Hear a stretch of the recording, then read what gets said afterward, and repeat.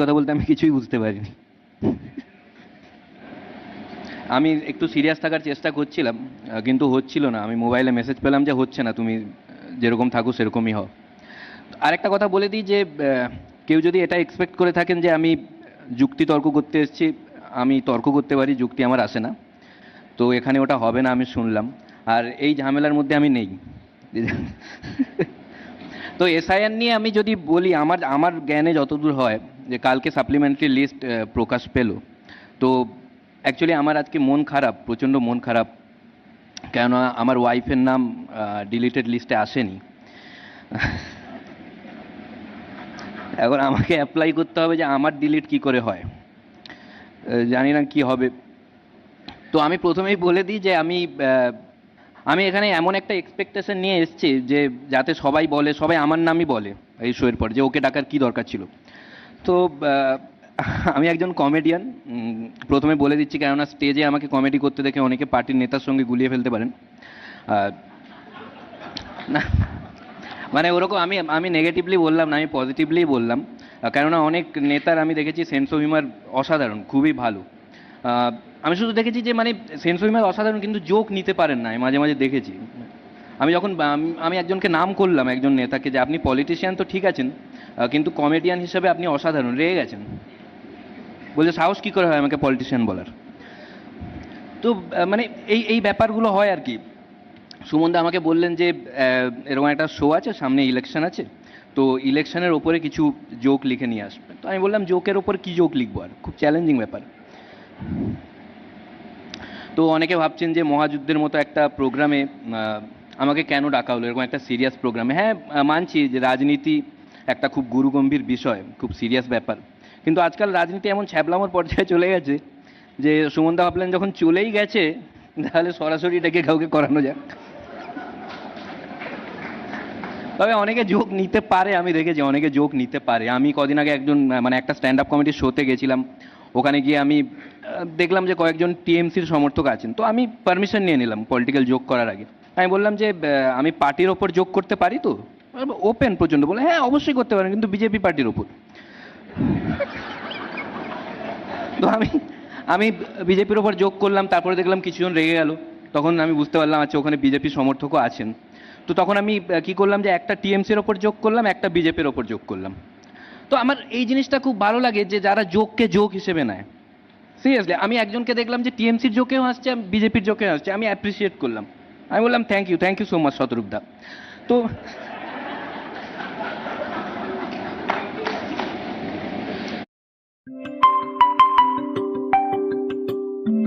আমি আমি যেটা জিনিস, আমি এখানে যেটা নেতাদের পজিটিভ সাইড বলতে এসেছি অ্যাকচুয়ালি। মানে আমি নেতাদের নেগেটিভ সাইড বলতে চাই না, কারণ আমি জানি যে সব পার্টির নেতারাই এবিপি আনন্দ দেখে, রিস্কি হয়ে যায় ব্যাপারটা।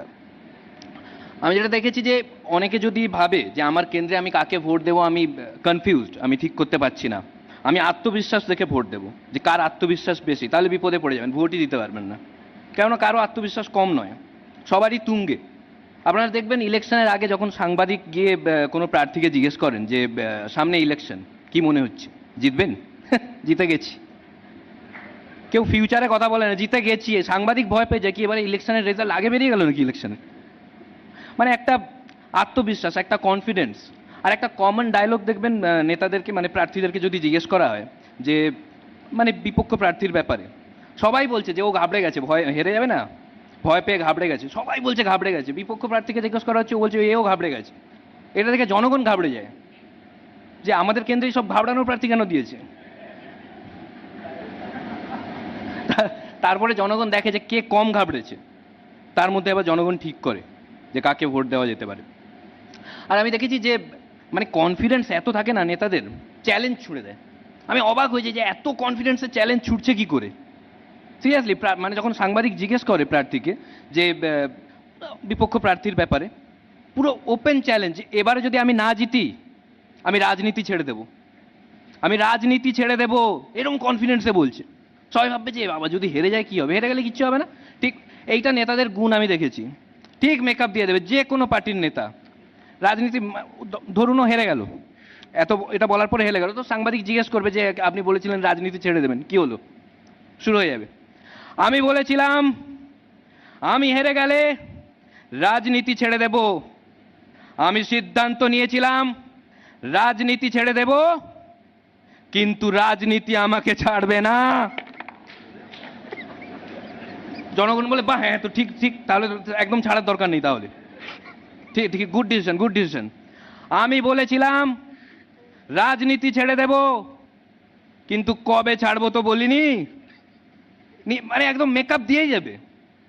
আবার সব থেকে যেটা একদম ভালো একটা যুক্তি দেয়, আমি বিরোধীদের বলতে চাই কান খুলে শুনে নাও, আমি বলেছিলাম রাজনীতি ছেড়ে দেব, কিন্তু আমি রাজনীতি ছেড়ে দিলে তোমাদের সুবিধা হয়ে যাবে, তাই তোমাদের সুবিধা হতে দেব না। জনগণ বলে না না, একদম দেওয়ার দরকার নেই, খুব গুড ডিসিশন, ভালো ভালো। এই যে কনফিডেন্স, আমার এই জিনিসগুলো খুব ভালো লাগে।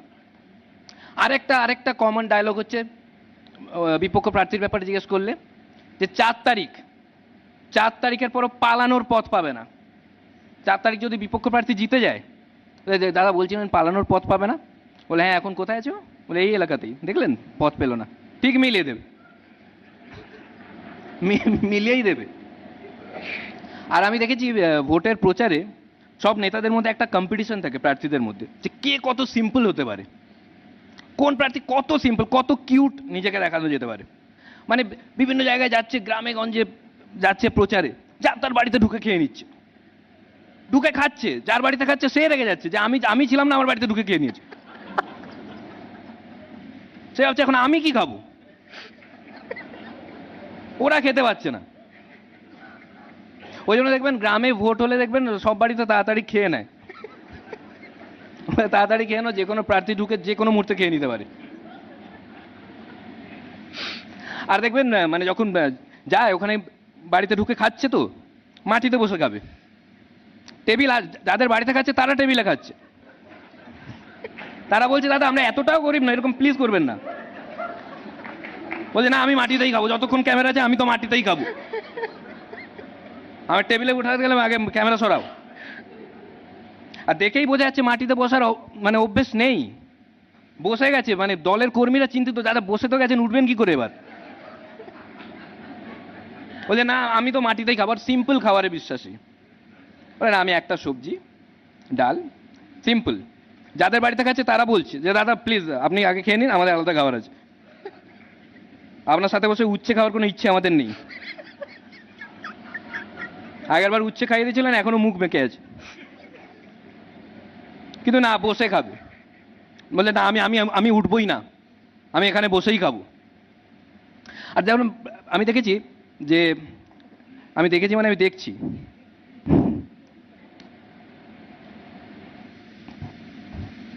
আর যত কিউট কিউট যে জিনিস যেটা বললাম, যে যখন প্রার্থীরা বলে যে বসে যায়, যখন যখন সবজি খায়, আপনারা একটু ভালো করে দেখবেন, একটু ভালো করে লক্ষ্য করবেন, এক্সপ্রেশন আর কথা আলাদা হচ্ছে। মুখে সবজি খেতে কিন্তু ভালো লাগছে না, মুখ ফুক বেঁকে যাচ্ছে, অসাধারণ, খুব সুন্দর সবজি, খুব দারুণ, এটা আমার খুব ফেভারিট, এটার নাম কি, খুব ভালো লাগে এই সবজিটা আমার খেতে।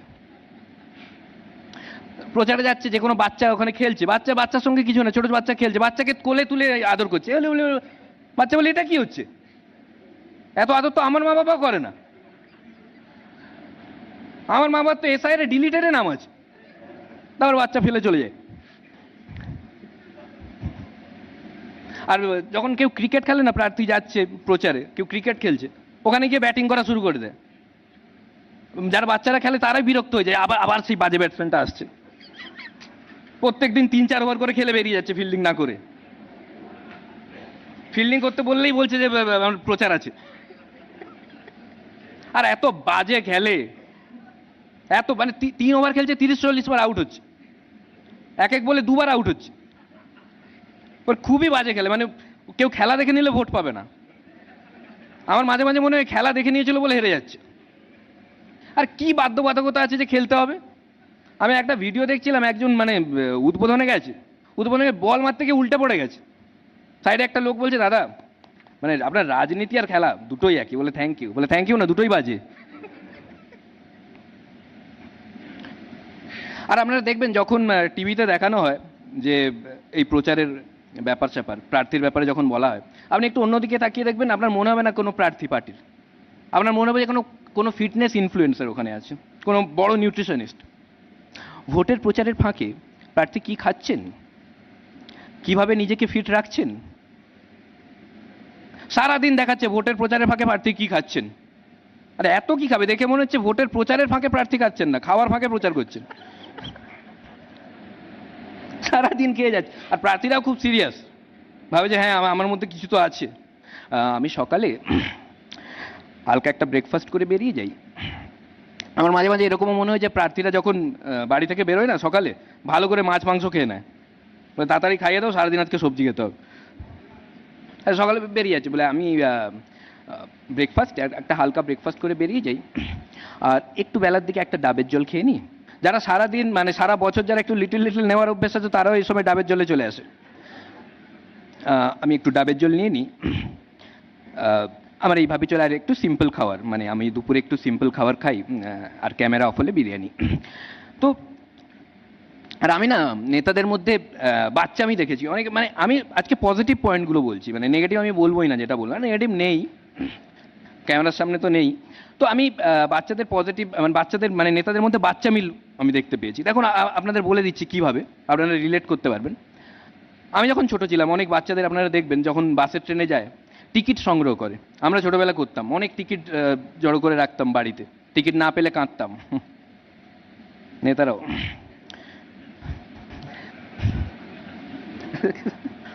তো অনেক অনেক নেতাকে আমি দেখেছি, সব থেকে ভালো যেটা আমি দেখেছি যে যারা দল পরিবর্তন করা নেতা, প্রচণ্ড দল পরিবর্তন করেন, প্রচণ্ড দল পরিবর্তন করেন যারা, মানে এত মানে সকালে যাদের এগেনস্টে আন্দোলন করছিলেন, বিকেলে দেখা যাচ্ছে তাদেরই মিছিলে জবাব চাই, জবাব দেওয়ার। দাদা আপনি এদেরই জবাব চাইছিলেন না?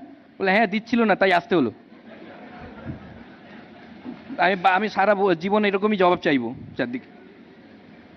এদেরকে না কেউ মিছিলে নিয়ে যায় না, ভয়। হ্যাঁ সিরিয়াসলি, হয়তো মিছিলে নিয়ে যাচ্ছে, বিপক্ষর একটা মিছিল আসছে, ওখানেই দল চেঞ্জ করে নেয়। Thank you so much. তো আজকের জন্য এতটাই, আর সুমনদাকে অসংখ্য ধন্যবাদ আমাকে এই সুযোগ দেওয়ার জন্য। Thank you. ধন্যবাদ তোমাকে।